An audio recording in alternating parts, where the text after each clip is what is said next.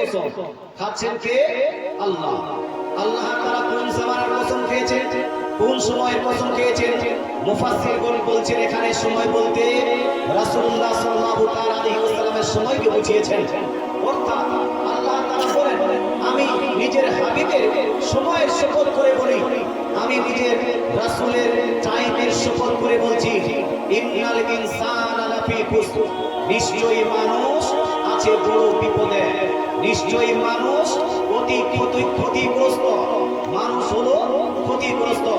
মানুষ যারা পৃথিবীতে আছে, পৃথিবীর মোহে তো অবশ্যই পড়ে, এই পৃথিবীর মোহে পড়ে মানুষ ব্যভিচারী করছে, পৃথিবীর মহব্বতে পড়ে মানুষ চুরি করে, ডাকাতি করে, এখানে চুগলি করে, গীবত করে, মিথ্যা বলে, কেউ অন্যের স্ত্রীর সঙ্গে লাইন মারে, নিজের বেটিকে আপনার বেটিকে যারা পর্দার কথা বলে না।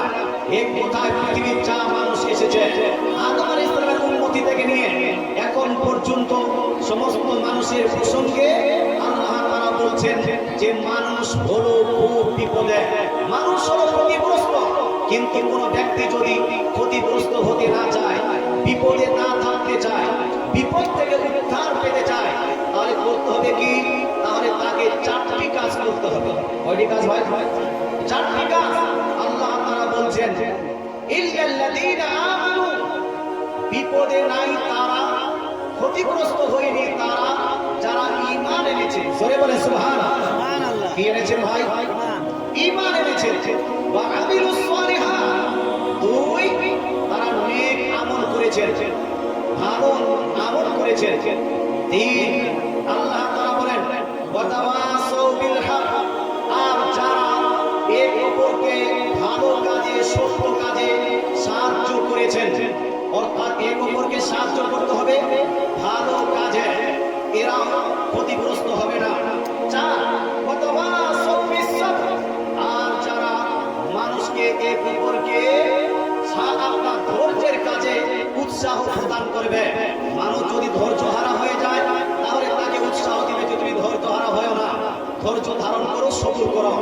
মুসলমান এই চারটি জিনিস যেই ব্যক্তির মধ্যে থাকবে, যেই মানুষের মধ্যে থাকবে, আল্লাহ তাআলা বলেন এই ব্যক্তি ক্ষতিগ্রস্ত হবে না, এই ব্যক্তি বিপদে থাকবে না। বিপদে থাকার মানে কি? ক্ষতিগ্রস্ত থাকার, ক্ষতিগ্রস্ত হওয়ার মানে কি?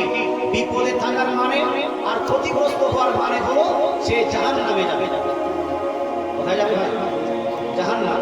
জাহান্নাম থেকে যদি বাঁচতে হয়, জাহান্নাম থেকে পরিত্রাণ যদি পেতে চান, তাহলে চারটি কাজ করা লাগবেই লাগবে।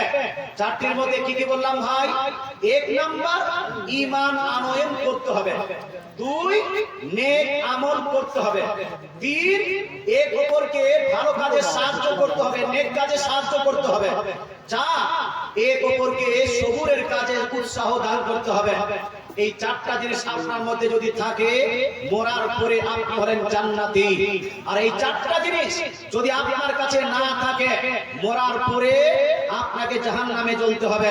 এবার প্রশ্ন হলো, হুজুর এই চারটা জিনিস আমার মধ্যে আছে কি নাই, এটা আমরা বুঝবো কি করে?